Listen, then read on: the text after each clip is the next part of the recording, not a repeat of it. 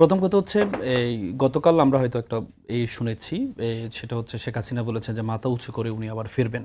হ্যাঁ, যেহেতু মাথা মাথা উঁচু করে ফিরবেন, তার মানে দাঁড়ালো উনি মাথা নিচু করে গিয়েছিলেন, এটা বোঝাচ্ছেন।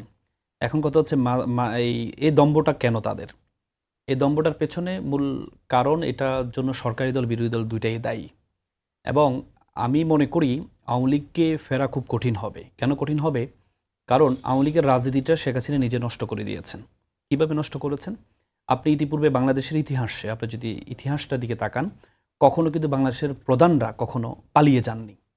আপনারা জেল খেটেছেন। আপনি যেখানে এরশাদ গণ অভ্যুত্থানের পরে যখন পতন হয়েছে, কিন্তু পালিয়ে যান না, জেল খেটেছেন। বাংলাদেশে লাস্ট পালিয়ে গিয়েছেন লক্ষণ সেন। হ্যাঁ, লক্ষণ গৌর গোবিন্দর এই সময় পিছনের দরজা দিয়ে এই পালিয়ে গিয়েছেন।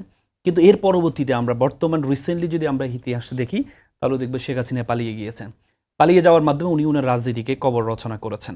এখন আপনি প্রশ্ন করতে পারেন যে একটা মানুষ নৈতিক একটা ভিত্তি থাকতে হবে, তার সাপোর্টার আছে। আপনি দেখেছেন তার সাপোর্টাররা কিন্তু এখনো পর্যন্ত আছে, কিন্তু উনি যখন নিজে চলে গেলেন এবং কি দলের ছাত্রলীগের সভাপতি সেক্রেটারি সবাই কিন্তু এখন সেফ জোনে আছেন, কিন্তু সাধারণ কর্মীরা যখন ওনার পালিয়ে যাওয়াটা দেখেছেন, তো ওনারা কিন্তু হতাশ হয়েছেন। এখন কথা হচ্ছে এই যে ফেরা না ফেরার বিষয়টা কেন আসছে, এটার জন্য আমি মনে করি সবচেয়ে বেশি দায়ী হচ্ছে আমাদের সরকারি দল। কেন আপনি যদি বলেন, প্রশ্ন করেন যে কেন সরকারি দল সবচেয়ে বেশি দায়ী? সরকারি দল সবচেয়ে বেশি দায়ী এজন্য, আপনি দেখেন এখনও পর্যন্ত শেখ হাসিনার নির্বাচনের পরে আমরা একটা ভয়েস শুনেছি, তিনি বলেছেন যে নির্বাচনের আগে বিএনপির এই স্থানীয় নেতাকর্মীরা আমাদের নেতাকর্মীরা হাত পা ধরেছে ভোটের জন্য, কিন্তু নির্বাচনের পরে তারা আমাদের সাথে বেইমানি করেছে। এবং কি আপনি আইনমন্ত্রী, আমাদের বর্তমানে যে আইনমন্ত্রী আছেন, তিনি একটা বক্তব্য আমরা ওনার শুনেছি, উনি বলেছেন আমি যখন অ্যাটর্নি জেনারেল ছিলাম তখন জামাতের পক্ষ থেকে একটা রিট করা হয়েছে আওয়ামী লীগকে নিষিদ্ধ করার বিষয়ে, তখন আমি বাধা প্রদান করেছি। আমি বলেছি আদর্শকে আদর্শ দিয়ে মোকাবেলা করতে হবে, আওয়ামী লীগকে আমি নিষিদ্ধ করতে দিই নাই। এই যে আওয়ামী লীগকে নিষিদ্ধ করতে দিই নাই, তারপর হচ্ছে পরবর্তীতে আমরা নির্বাচনের পরবর্তীতে আমরা দেখেছি অনেকগুলো অফিস খুলে দেওয়া হয়েছে, এবং কি যারা নির্বাচিত হয়েছে বিএনপির এমপি তারাই খুলে দিয়েছে।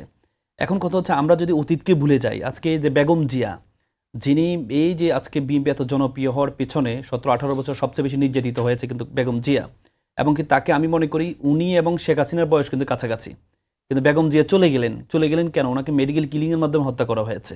এবং আজকে বর্তমান প্রধানমন্ত্রীকে কি স্টিম রোলার ওনার উপর হয়েছে আমরা জানি। ওনার ভাই মারা গেছে, উনি কিন্তু দেখতে পারেন নাই, এবং ওনার মাকেও হয়তো এমন যদি জুলো অভ্যুত্থান না হতো ওনার মাকে উনি দেখতে পেতেন না। মানে 17-18 বছর বাধ্য হয়ে উনি দেশের বাইরে ছিলেন। তার মানে বিএনপি তো কম নির্যাতনের শিকার হয় নাই, কিন্তু এরপরও যদি আপনি এই নির্যাতনটা ভুলে গিয়ে শুধুমাত্র ক্ষমতার স্বার্থে আপনি যখন এই মানে যারা পতিত স্বৈরা শাসক তাদেরকে যদি আপনি সেই সুযোগটা আবার দেন, আসার জন্য আপনি সুযোগ করে দেন,